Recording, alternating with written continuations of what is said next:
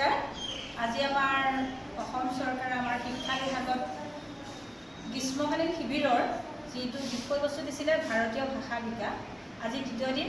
তাত আমি কাৰ্যসূচী হিচাপে লৈছোঁ আমাৰ যিহেতু ভাৰতীয় সংবিধানত 18টা স্বীকৃতিপ্ৰাপ্ত ভাষা আছে, সেয়েহে আমি এজন মানুহে এজনক যেতিয়া আমি প্ৰথম লগ পাওঁ সম্ভাষণ জনাওঁতে কি বুলি ক'ব লাগে, প্ৰতিটো ভাষাতে আমি তেনেদৰে ক'বলৈ ওলাইছোঁ।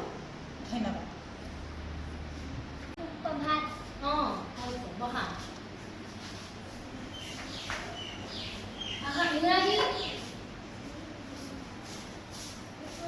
Good morning. Good morning.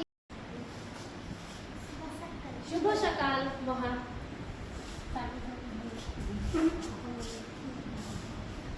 ইংৰাজী গুড মর্নিং। বড়ো হুঙ্গাহাম। डोगरी बदलेजी नमस्ते। गुजराती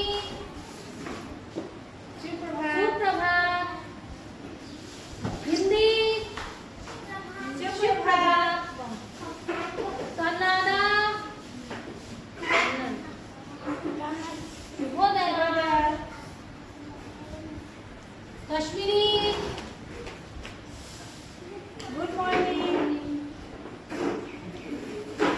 कोंकणी शुभ सकाल। मलयालम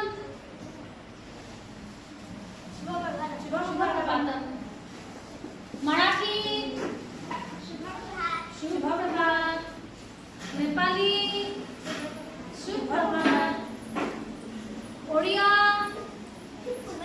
शुभ सकाल। पंजाबी सत श्री अकाल। संस्कृत शुभोदय। सिंधी शुभ प्रभात। तमिल कलाइकम। ধন্যবাদ থাকিলে।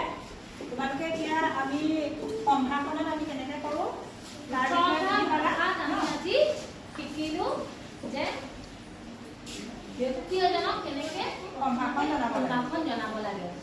ঠিক আছে, বিদ্যালয়লৈ আহোঁতে শিক্ষক শিক্ষয়িত্ৰী হওক বা তুমি ক'ৰবালৈ সোমাই তুমি ৰাস্তালৈ স্কুল আহোঁতে বিদ্যালয়লৈ আহোঁতে তুমি বাটত যদি জ্যেষ্ঠ এজনক পোৱা তেতিয়া তুমি কেনেকৈ সম্ভাষণ কৰিবা তাৰে আমি ভাষাত এটা জাষ্ট আভাসহে দিছোঁ দেই।